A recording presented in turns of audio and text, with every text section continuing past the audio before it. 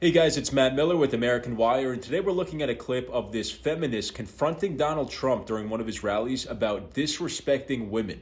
His answer is absolutely savage. Check it out right here. Go ahead.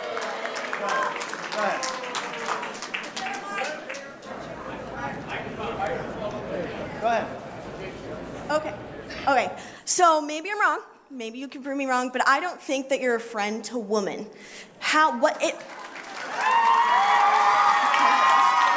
I knew I shouldn't have picked her. All right, so let me give you that answer right now. I respect women incredibly. I have had women working for me in positions that they've never worked in terms of construction, in terms of so many different jobs. I had a woman who was in charge of the building of Trump Tower many years ago, before anybody would have even thought of it, and did a fantastic job. I have given women more opportunity than I would say virtually anybody in the construction industry. I have a daughter named Ivanka and a wife named Melania who constantly want me to talk about women's health issues because they know how I feel about it, and they know how I feel about women. I respect women. I love women. I cherish women. You know, Hillary Clinton said he shouldn't cherish. Well, I said, I do cherish. I cherish women. My mother was one of the great people of the world, maybe the greatest ever, my mother. I respect women, and I'm going to take care of women. You know, Jeb Bush didn't want to fund women's health issues. You read that. You saw that. And then he took it back later. I will take care of women, and I have great respect for women, and I do cherish women, and I will take care of women. And I'll take care of us also from the enemy, meaning the enemy on different shores that's looking to come in and do numbers. Believe me, I will take care of the people in this country far better than any of the folks that you're looking at right now. That I can tell you. Okay, yeah, go ahead. Go ahead. Go ahead. Not looking to the right. Oh, I thought it was finished.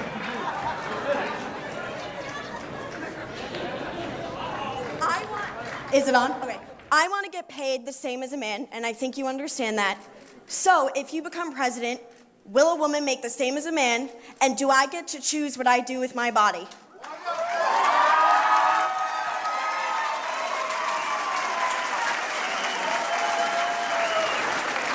You're going to make the same if you do as good a job.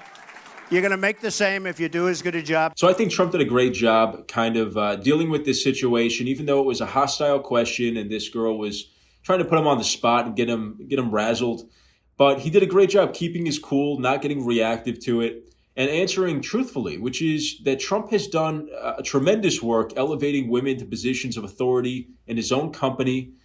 His track record for dealing with female employees and in promoting them to positions that are important roles in his company is there for everybody to see, right? I mean, if they want to try to stick him with being a misogynist because of the odd off-color joke or remark that they could try to catch him with or something, okay, then there's no winning, because God knows everybody's guilty of that.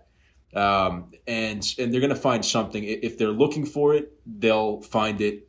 But I think it's more important to look at what Trump has actually done rather than what he said or what he said in a joking context, to really see where does he stand and what is his position on women and women's rights and women's equality.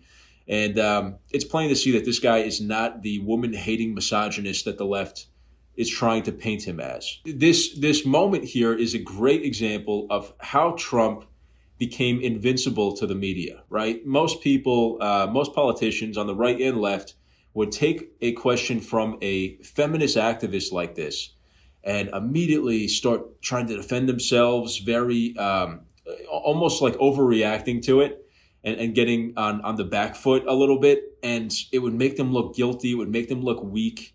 Trump, he doesn't care. He's like, oh, what, you think that I don't treat women right? Well, you're wrong. Screw you. He doesn't need to play into their worldview and to play their game of virtue signaling. And this is what was so refreshing about him. I mean, he didn't give a crap what people thought. He was genuinely himself. Trump's abilities as a spontaneous speaker, being able to deal with people that he's debating, being able to deal with hecklers, protesters, or even just people asking difficult confrontational questions like this was really what made him stand out in the 2016 primary, and what continues to make him stand out across the whole pantheon of politicians from DC. They can't do it like he can do it. They can't handle these kinds of moments. They can't exude this kind of energy that's like this bulletproof energy. And, and I think it's because he comes from a different background, a different world. He comes from the world of business and entrepreneurship and finance and making deals with people and being strong and aggressive in a business context where you got to have a poker face and you have to have a thick skin. People are trying to screw you. You're trying to get the best deal. You're fighting for your interest. And in order to do that, you need to be strong and stable and have a thick skin.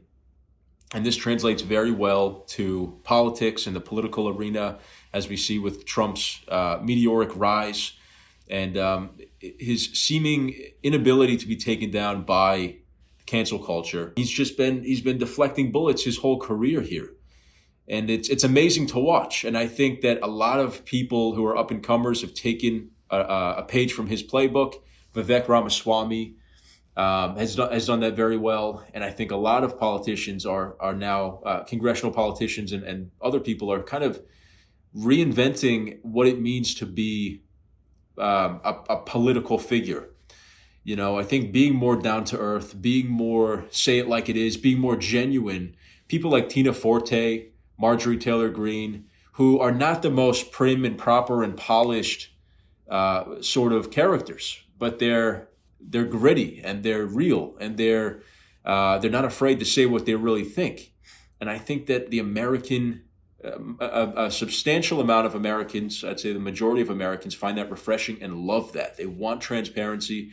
They want genuine characters in politics, people who they can trust, and not phony politicians with fake smiles who are trying to screw them ultimately. So anyway, let me know what you guys thought of this clip in the comments. If you liked the video, please leave a like and consider subscribing, and I'll see you in the next video.